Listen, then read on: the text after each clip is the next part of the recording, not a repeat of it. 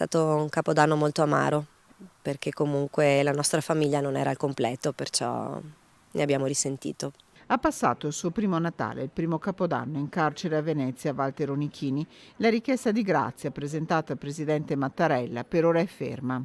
No, segnali non ne abbiamo ricevuti, anche perché di per sé non so bene come funzioni l'iter e quanto tempo ci voglia perché arrivi poi in mano effettivamente al presidente, quindi non abbiamo ancora idea se effettivamente sia già stata letta o non letta. Poi ci troviamo comunque in un momento un po' particolare perché sono gli ultimi mesi di mandato, quindi probabilmente passerà al prossimo. È pronta a inoltrare la richiesta di grazia anche il nuovo presidente della Repubblica e continua a difendere il marito Sara Scolaro, che le motivazioni della sentenza della Corte di Cassazione, che lo scorso settembre ha portato in carcere il marito per aver ferito un ladro albanese appena entrato in casa sua per rubare, le ha lette, ma non tutte.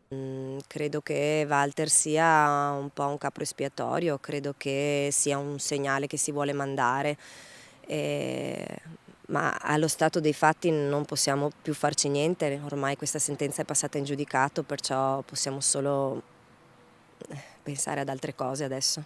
Attorno al marito è cresciuto affetto, racconta Sara Scolaro, che vede crescere di giorno in giorno i sostenitori della pagina Facebook. Intanto i colloqui sono quotidiani, ma il Natale è stato difficile. Ci sentiamo tutti i giorni per 10 minuti perché con i bambini comunque ci è concesso sentirci.